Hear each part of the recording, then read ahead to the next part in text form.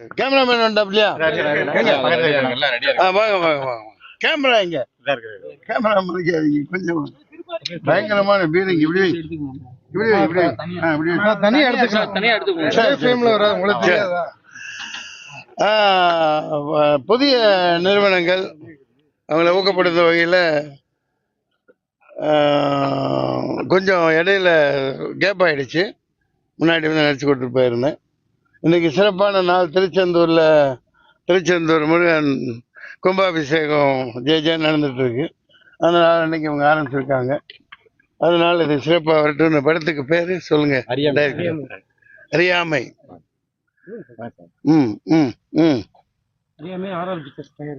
RR pictures மதுரையில் இப்போ நிறைய பேர் படம் பண்றாங்க. அந்த வகையில் பாராட்டலாம். நிறைய பேர் மதுரை பேசுகிற நடிகர்கள் இருக்கனால அது ஒரு ஊக்குவிக்கும் வகையில் சினிமா இங்கே நகர்ந்துக்கிட்டு இருக்குது. கோடம்பாக்கத்திலிருந்து அதிகமாக மதுரைக்கே கொண்டு வந்துருவாங்க.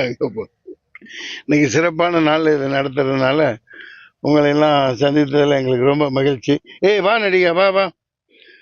ஆமா, திருச்செந்தூர் கடலோரத்தில் செந்தில் நாதன் அரசாங்கம் தேடி தேடி வருவோர்க்கெல்லாம் தினமும் கூடும் தெய்வாம்சம். திருச்செந்தூர் கடலோரத்தில் செந்தில் நாதன் அரசாங்கம் தேடி தேடி வருவோர்க்கெல்லாம் தினமும் கூடும் தெய்வாம்சம். அசுரரை வென்ற இடம் இது, தேவரை காத்த இடம். அசுரரை வென்ற இடம் இது, தேவரை காத்த இடம். அற்புதமான லொகேஷன். இங்க பாருங்க, திருச்செந்தூர் மலை மாதிரியே இருக்கு பாருங்க. தெரியலப்பா, அது என்னப்பா 2 மலை மாதிரி இருக்குதுப்பா. என்ன அடுத்து யார் ஆட்சி அமைக்கிறாங்க காட்டுதா? என்னடா இது, பயங்கரமா இருக்குங்க. எங்க திரும்பினாலும் அங்க மலைகள். அற்புதமான லொகேஷன். சந்தோஷம். அங்க பாருங்களேன் எப்படி இருக்கிறது. உங்களுக்கு என்ன தோணுது? எனக்கு எல்லாம் தோணுது. இல்ல அதெல்லாம் இப்போ சொல்றதுக்கு இல்ல. மக்கள் யாரு அதிகமா யாருக்கு ஓட்டு போறாங்களோ அவங்கதான் ஜெயிப்பாங்க. கண்டிப்பா ஒரு புரட்சியும் போராட்டமும் ஒரு பயங்கரமான சண்டையும் இருக்கு. ஆமா, இப்போ சொன்ன மாதிரி வந்து மதுரைக்கும் சினிமாவுக்கும் ஒரு சம்பவம் வந்திருக்கு. மிகப்பெரிய சம்பவம். ஆரம்பத்துல இருந்து நானும் மதுரைக்காரன் தானே. திண்டுக்கல் பிரிச்சு விட்டாங்க. பிறக்கையில மதுரை டிஸ்ட்ரிக்ட், இப்ப திண்டுக்கல் டிஸ்ட்ரிக்ட். ஜவாதிபட்டி ஒட்டஞ்சத்திலிருந்து கிட்ட. ஆமா. அரசியல் பயணங்கள் எப்படி போயிட்டு இருக்கு? அரசியல் பயணங்கள் பூதாகரமா இறங்க வேண்டி இருக்கும். நேரம் வரும், வந்துருச்சு. அதற்கான தேவை இருக்குது. ஆமா. தம்பி விஜய் இப்போ என்ன பண்ண போறாரு? இல்ல, அது அவரவர் விருப்பம் தான். நம்ம அரசியல்னு வந்துட்டா தம்பி அண்ணன் எல்லாமே மகாபாரத கதை தான். அதனால ஆதரவா இல்ல எதிர்ப்பா அதெல்லாம் இப்போ ஒன்றும் சொல்ல முடியாது. இப்போதைக்கு நான் இந்த அறியாமையில் நடிக்க வந்திருக்கிறேன் ஐயா. நான் ஒரு அறியாதவன் ஐயா. நடிப்பு மட்டும்தான் நமக்கு தெரியும் ஐயா. ஆமா. இன்னைக்கு வந்துட்டு ஒரு போதை கலாச்சாரம் இருக்கு. ஸ்ரீகாந்த் அரசு பண்ணிருக்காங்க, கிருஷ்ணா அரசு பண்ணிருக்காங்க. கொக்கைன் பார்ட்டின்றது வந்து உண்மைக்கே இதுல உங்களுடைய இதுல இருக்குதா? இல்ல, நான் கேள்விப்பட்டதில்லை. என் பையனை மாட்டேன்னா 4 சாத்தினே நான் தான் பிடிச்சே கொடுத்தேன். அவங்க என்ன சொல்லியிருந்தாங்கன்னாக்க ஃபோன் நம்பர் அதில் இருந்துச்சு அப்படின்னு. அவன் கேட்டுட்டு விட்டுருவானாங்க. அப்புறம் அவனையும் போட்டு விட்டுட்டாங்க. அது அந்த மாதிரி பழக்கம் வந்து இப்போ குழந்தைகள் மத்தியில் ரொம்ப அதிகமாகிடுச்சு. அதனால புழங்கப்படக்கூடாது. சினிமான்னு இல்லை, ஏன் புழங்குது? இப்போ கலாச்சாரம் எங்காச்சுன்னா பிடிக்கிறாங்க இல்லையா? அந்த மாதிரி ஸ்ட்ரிக்டாக இருந்தால் எப்படி விற்பான்? தூக்கி உள்ள வை, போடு, இது பண்ணு. அது புழக்கங்கள் அதிகமாக இருக்குது. அதனால தான் இவ்வளோ நடக்குது. அவங்களுக்கும் சினிமா வாய்ப்புகள் ஒன்றும் இல்லை. அந்த ஸ்ரீகாந்த் இதெல்லாம் நல்ல நடிகன், பெரிய ஹீரோ. படங்களை அவங்க சில பேரையே வச்சு நடிக்க வச்சுக்கிட்டு எடுத்துக்கிட்டு விட்டுக்கிட்டு இருக்காங்க. நல்ல அழகான நடிகர்கள் ஸ்ரீகாந்தெல்லாம் நல்ல நடிகர்களுக்கெல்லாம் வாய்ப்பு இல்லை. அதனால இந்த மாதிரி போகிறாங்களோ என்னவோ தெரியல. அது இப்படி சுலபமாக கிடைக்கக்கூடாது கைகளில். அது வெளிநாடுகளெல்லாம் தூக்கி உடனே பட்டார் உள்ளே போட்டுருவாங்க. ஏதோ அந்த தவறுகளுக்கு நம்ம குழந்தைகளை, பசங்களை, இளைஞர்களை உட்படுத்தக்கூடாது. அது இராணுவ இதாக கண்ட்ரோல் பண்ணணும். ஆனால் காவல்துறை எல்லாமே அதில்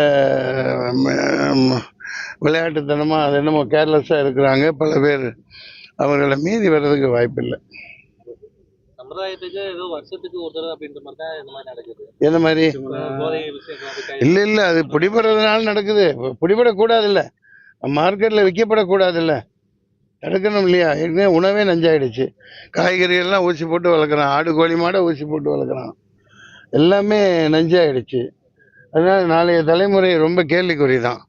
நல்ல உணவுகள் இல்லை, வெஜிடேரியன்லேருந்து இதுலேருந்து எல்லாமே கார்ப்பரேட்டுக்காக தயாரிக்கப்படுது.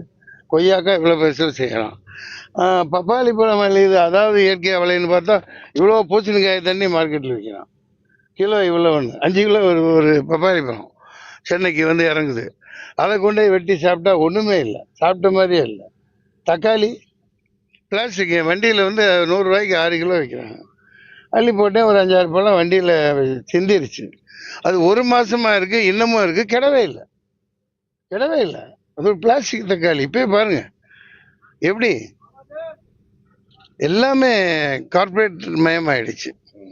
அது ஒரு ஆள் வரணும், ஆட்சி மாறணும், அடித்து பொலி போடணும்.